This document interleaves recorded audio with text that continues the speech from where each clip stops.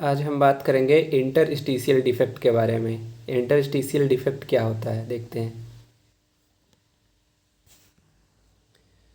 जब किसी crystalline solid में या किसी क्रिस्टल जालक में उसके अणु या परमाणु अपने निश्चित स्थान को छोड़कर क्रिस्टल जालक के अंदर ही किसी अंतराकाशीय रिक्तिकाओं में या फिर इंटरस्टिशियल स्पेस में चले जाते हैं, तो इस प्रकार से उत्पन्न डिफेक्ट को इंटरस्टिशियल डिफेक्ट कहा जाता है। कहने का मतलब ये हुआ कि यदि कोई क्रिस्टल जालक है, उसमें से उसके कुछ अणु या परमाणु अपने निश्चित स्थान को छोड़ करके, जिस स्थान पे वो विद्यमान थे, पहले अरेंज्ड थे एक सीक्वेंस में, उस स्थान को छोड़ करके एक अंतराकाशीय रिक्तिकाओं में, उसी लैटिस जालक में ही, उसी क्रिस्टल जालक में ही अंतराकाशीय रिक्तिकाओं में चले जाते हैं, तो इस प्रकार से एक डिफेक्ट उत्पन्न हो जाता है। इसको इंटरस्टिशियल डिफेक्ट कहा जाता है। इसमें ध्यान ये रखना है कि जो क्रिस्टल जालक में अणु या परमाणु पहले एक सीक्वेंस में विद्यमान थे, वो उसी क्रिस्टल जालक में ही किसी और स्थान पर चले जाएंगे, अंतराकाशीय रिक्तियों में,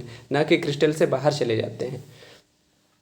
चूँकि इस प्रकार के डिफेक्ट में अणु या परमाणु का विचलन क्रिस्टल के जालक के अंदर ही होता है, जिससे क्रिस्टल का भार और उसकी डेंसिटी में कोई परिवर्तन नहीं होता है। वही पॉइंट अभी मैंने बताया।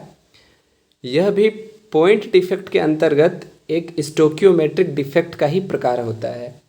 जो ये हम पढ़ रहे हैं अभी, वो भी एक पॉइंट डिफेक्ट के अंतर्गत ही आता है, और पॉइंट डिफेक्ट के अंतर्गत स्टोकियोमेट्रिक डिफेक्ट के अंतर्गत ही एक प्रकार होता है।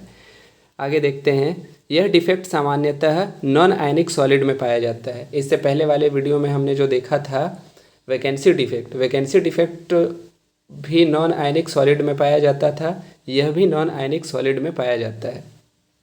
ये देखिए आप इंटरस्टिशियल डिफेक्ट को कैसे प्रदर्शित कर सकते हैं। अगर आपके एग्ज़ाम में इंटरस्टिशियल डिफेक्ट के बारे में पूछा जाता है, तो ये पॉइंट, ये सारे के सारे पॉइंट आप एज इट इज़ लिख सकते हैं।